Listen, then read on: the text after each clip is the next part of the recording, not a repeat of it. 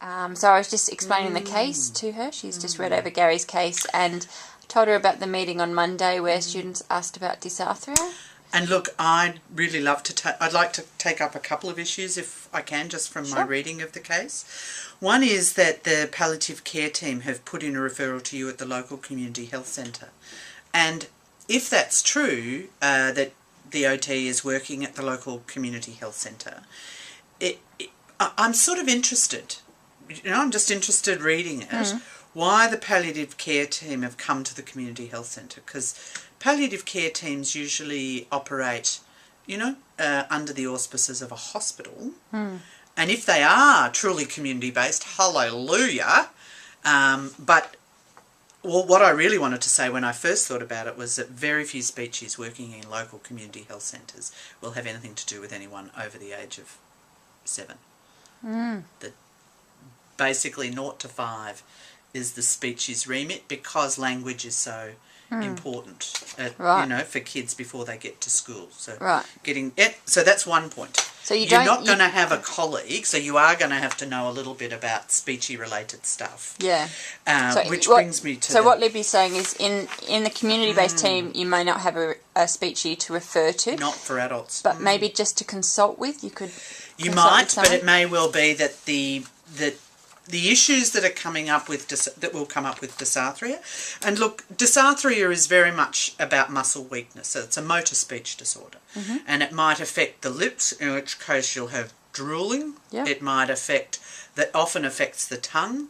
And the tongue is really important for clear sounds. So to get clear consonants, but also to get clear vowels and to get the transition between them is actually, the tongue is the most fine motor control muscle group in your body. Much, much more fine movement than this.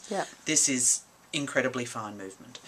And so you'll get distortions. I just not moving my jaw. My tongue's moving fine, but my tongue's moving fine, but I'm just not moving my jaw. So you can tell even from that how distorted someone could be. If I put my tongue behind my bottom teeth and I'm talking like this, that's called maybe more of a mild dysarthria. So I've got no tongue movement there, but I can accommodate for that with the rest of my mouth. So I can accommodate, but you know, it's still distorted. I think the challenges, and can I say I've actually known someone who didn't quite make it to 52 with the brain tumour, and he did experience that at the end stage, quite a slurring of his speech. So it was more like this. So he did actually sound like, to a lot of the people who came to visit him, that he was already drunk or stoned. And so there were that issue. So there was an educational role around the dysarthria so that people didn't make assumptions about his level of cognitive ability because he sounded a bit less, not quite there. So that perception, and particularly when someone's in that palliative care zone, where maybe they're not quite sure who they are and where they are and what's going on. When people are kind of, or put it another way, it's a difficult environment for friends and family to be normal in. And then when you have dysarthria on top of it, it kind of makes it even more unnormal.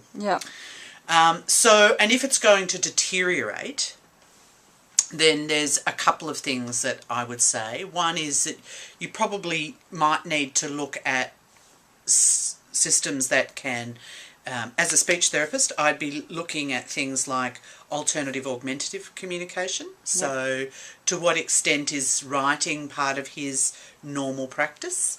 And can we look at ways that he can communicate with people, say by a Facebook page or, you know.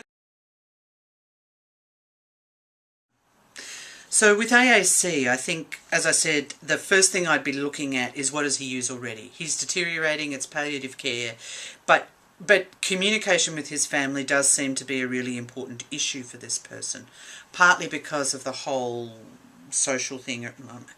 Don't take this the wrong way, but the whole social thing around death is people wanting to come and say goodbye in some ways, or to share that social to share what social time he has left. It says in his thing that family is really important to him. And so even just looking at within his family environment, within his family network, are they clear about how he communicates pain, how he communicates I need something, and all the things that are hard to communicate. Not so much for now, but into the future. So if he deteriorates and if his speech deteriorates, then that whole ability for him to be in charge of his life, because he's not anyway, you know, it's palliative.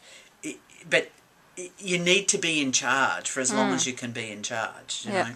So being clear about modes of communicating the important business of that palliative care stage. So pain relief and enabling discussions around pain relief, around how much family, or what's the signal to just switch off the social and allow for me time. And so you might just need to find the language that he might use and really setting up things for the future. That's really hard, because people are in that stage rarely want to talk about the next stage. And so it is, we have to take on some of that responsibility and do some of the thinking ahead. And particularly if there's not a speechie directly in charge, then I think it would probably turn around to being the OT or the, you know, OT/nurse unit manager. I don't know what the palliative care team would have on it.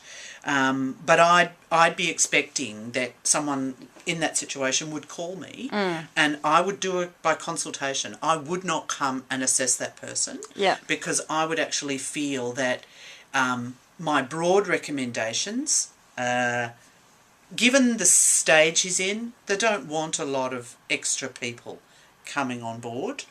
I'm very sure that I could, you know, we could work out who are the most important people in your communicative life. Do they understand you? Yes.